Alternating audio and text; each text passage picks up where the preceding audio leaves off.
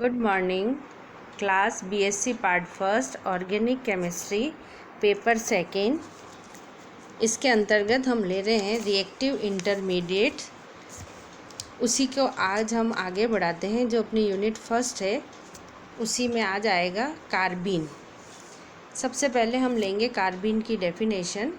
तो कार्बीन क्या होते हैं? इलेक्ट्रॉन षष्ठक युक्त एक ऐसी उदासीन इलेक्ट्रॉन न्यून स्पीसीज जिसके पास दो अयुग्मित इलेक्ट्रॉन होते हैं और जिनके द्वारा यह दो कोवेलेंट बॉन्ड बनाता है, ऐसी स्पीसीज को कार्बीन कहते हैं। ये कार्बीन बहुत ज़्यादा रिएक्टिव होते हैं। सबसे सिंपल जो कार्बीन है वो है मेथिलीन CH2 और उसके पास में दो ये अयुग्मित इलेक्ट्रॉन है। ये स्पीसीज सबसे सरल कार्बीन है। इसके बाद आता है types of carbene. Carbene mainly दो प्रकार के होते हैं जिनके नाम है सिंगलेट कार्बीन और ट्रिपलेट कार्बीन। पहले हम लेते हैं सिंगलेट कार्बीन। इसकी जो डेफिनेशन है, यदि दोनों असहभाजित इलेक्ट्रॉन एक ही कक्षक में होते हैं तो उनकी स्पिन युग्मित होती है। इसमें कार्बन परमाणु sp2 हाइब्रिड स्टेट में होता है। ऐसे कार्बीन सिंगलेट कहलाते हैं।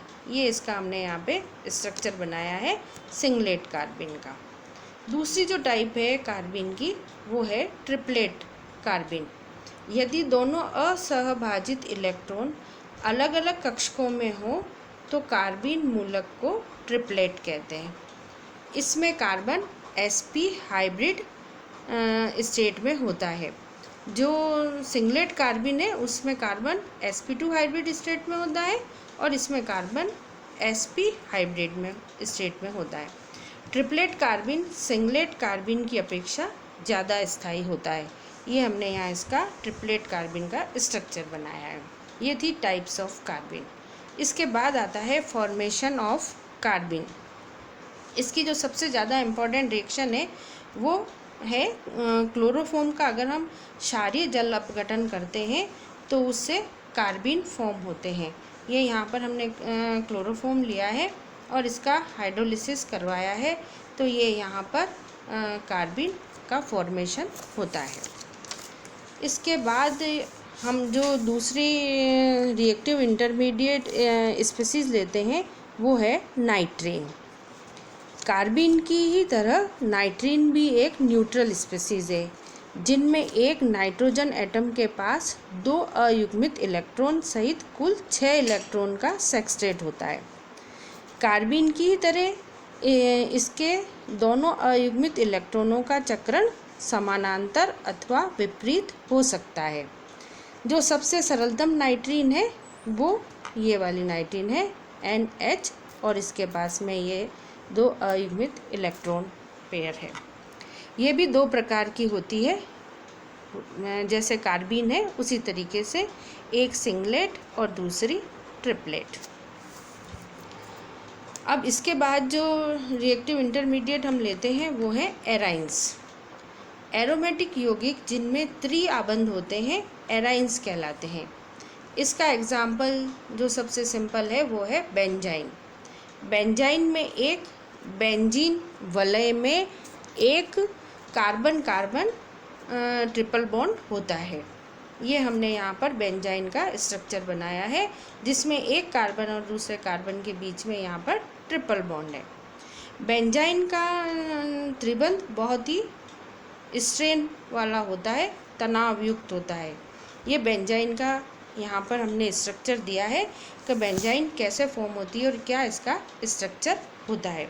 बेंजाइन की संरचना में बेंजीन अणु में निकटवर्ती दो कार्बन परमाणुओं के पास sp2 कक्षक में एक एक अयुग्मित इलेक्ट्रॉन होता है। इन दोनों कक्षकों के अतिव्यापन से बेंजीन वलय में एक एक्स्ट्रा बॉन्ड बन जाता है।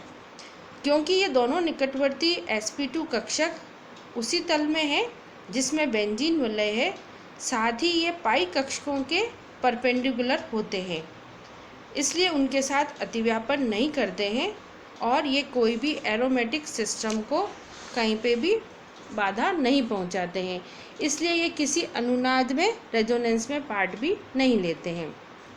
पास वाले sp2 कक्षकों के अतिव्यापन के लिए ये सेक्सटेट थोड़ा डिस्टॉर्टेड हो जाता है और उसके कारण प्रभावी अतिव्यापन नहीं हो पाता है, और यही कारण है कि बेंजाइन बहुत ज़्यादा अस्थायी और रिएक्टिव होते हैं, क्योंकि इसमें ये कार्बन कार्बन के बीच में एक ट्रिपल बॉन्ड बन जाता है जो इसको बहुत स्ट्रेन वाला बना देता है, इसलिए ये बहुत रिएक्टिव इंटरमीडिएट की श्रेणी में आते हैं।